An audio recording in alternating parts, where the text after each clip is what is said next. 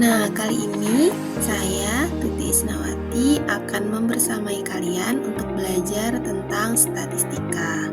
Adapun materi dalam statistika yang akan kita pelajari hari ini yaitu tentang modus.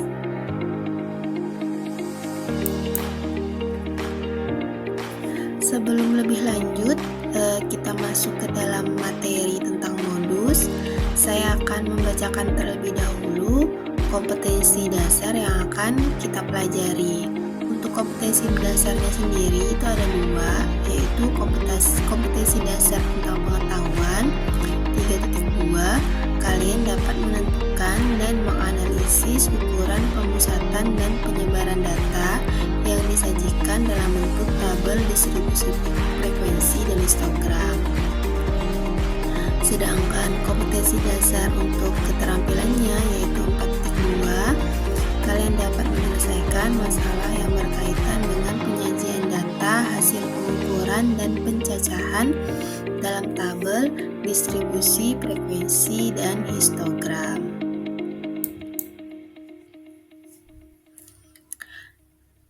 Nah, untuk tujuan pembelajaran kita hari ini, setelah kalian menyaksikan video pembelajaran ini, yaitu tentang ukuran pemusatan data, dan lebih fokusnya itu kita akan mempelajari tentang apa itu modus.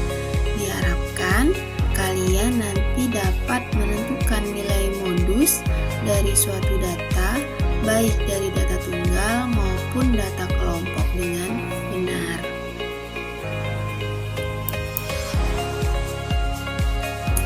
Apakah sudah siap belajar? Nah, jika sudah siap belajar, mari kita mulai untuk belajar.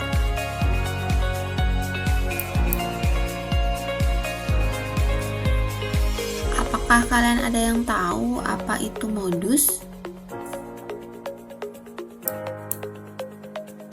Dan apa saja aplikasi modus dalam kehidupan sehari-hari?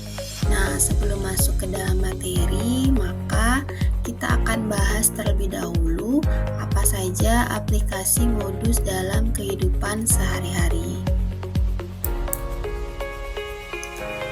Untuk yang pertama, aplikasi modus dalam kehidupan sehari-hari itu adalah di bidang transportasi dan lalu lintas. Modus ini dapat membantu pemerintah atau lembaga terkait dalam merencanakan infrastruktur transportasi berdasarkan frekuensi rute atau moda transportasi yang paling sering digunakan oleh masyarakat. Nah, ini biasanya terjadi di kota-kota besar yang mana penduduknya itu sudah sangat padat. Akan ada misalkan jalur-jalur alternatif supaya tidak terjadi kemacetan. Nah, maka aplikasi modus ini bisa digunakan untuk transportasi ataupun lalu lintas di kota-kota besar.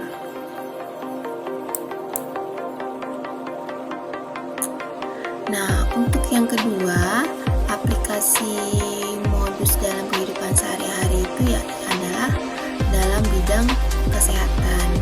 Dalam penelitian kesehatan, modus itu dapat digunakan untuk mengidentifikasi gejala atau faktor risiko yang paling umum terjadi dalam suatu populasi. Nah, bisa dilihat kesehatan atau penyakit apa yang sering muncul. Nah, itu bisa diidentifikasi dengan modus. Yang selanjutnya, aplikasi modusnya itu adalah dalam bidang analisis data dan penjualan. Dalam industri penjualan, modus itu bisa digunakan untuk menentukan produk atau layanan yang paling sering terjual. Hal ini bisa membantu sebuah perusahaan untuk mengidentifikasi tren atau fokus produk yang sedang diminati oleh pelanggan. Jadi, perusahaan bisa menentukan produk apa yang sedang tren dan bisa dijual di pasaran. Nah, langkah selanjutnya kita akan masuk ke dalam pengertian modus. Nah, ada yang tahu modus. Nah, pengertian modus sendiri itu adalah nilai yang paling sering muncul dalam suatu data statistika. Jadi, modus juga itu merupakan nilai mayoritas atau nilai dengan frekuensi yang paling tinggi. Nah, itu adalah pengertian dari modus itu sendiri. Nah, berikut ini adalah salah satu contoh diagram yang ada di Indonesia ya. Di sini bercerita itu tentang penyakit yang tidak menular di Indonesia, data penyakit. Nah, dari data di samping, menurut kalian, informasi apa yang dapat kalian ketahui? Penyakit apa yang paling banyak diidap oleh masyarakat Indonesia dan termasuk dari penyakit yang tidak menular? Nah, jika dibaca dari tabel ini, berdasarkan pengertian modus yang telah kita pelajari sebelumnya, maka dapat dilihat nilai yang paling besar itu ada dua di sini, ada stroke dengan ada hipertensi. Nah, sedangkan stroke di situ adalah 12,1% saja, sedangkan hipertensi itu yang paling tinggi, sekitar 26%. Nah, berdasarkan tabel di samping, maka bisa disimpulkan penyakit yang paling banyak diidap oleh masyarakat Indonesia itu adalah hipertensi karena memiliki persentase yang paling besar. Nah, lanjut kita akan bahas tentang modus data tunggal. Modus seperti yang sudah disebutkan di awal itu adalah data yang paling banyak muncul dari suatu data. Nah, dari data berikut manakah yang termasuk modus? Nah, dari contoh berikut itu ada data atau skor dari sebuah tim bola basket pada sebuah turnamen, yaitu ada 63, 75, 67, 69, 52, 50, 63, dan 56, serta 52. Berapakah modus dari skor tersebut? Nah, ketika kita lihat, maka untuk memudahkan itu kita urutkan datanya. Ketika diurutkan, maka angka yang paling sering muncul itu adalah 63. Kenapa? Karena 63 muncul sebanyak 3 kali. Maka modus dari data tersebut yaitu 63. Lanjut, kita akan bahas tentang modus data kelompok. Untuk modus data kelompok sendiri, ini memiliki rumus. Modus itu disimbolkan juga dengan MO, yaitu artinya modus, sama dengan L ditambah P dikali dalam kurung D1 dibagi D1 ditambah D2.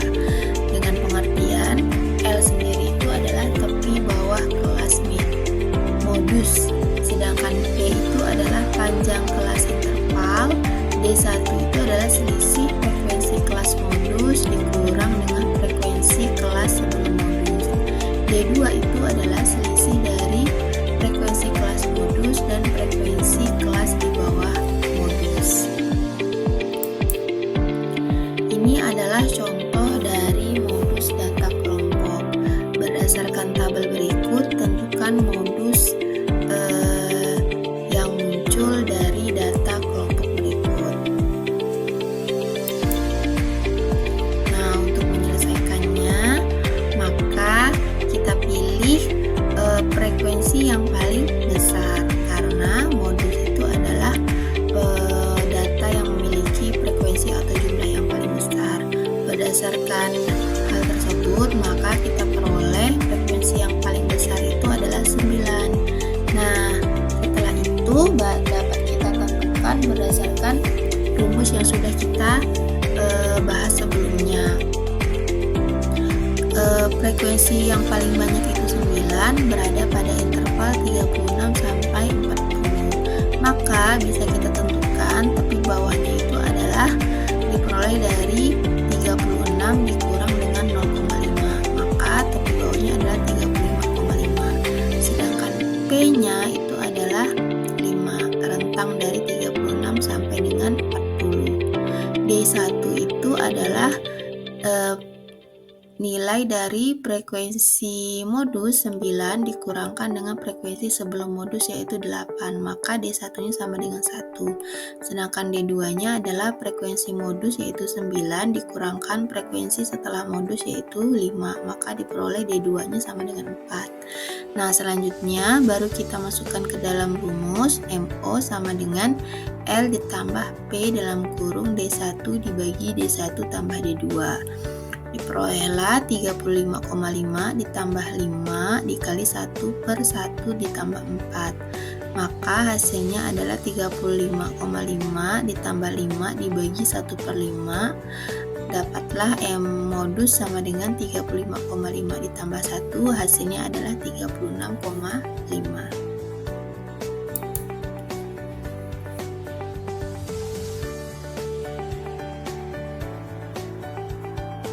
Berdasarkan hasil ini, maka selesailah pembahasan kita tentang modus, baik modus data tunggal maupun modus pada data kelompok.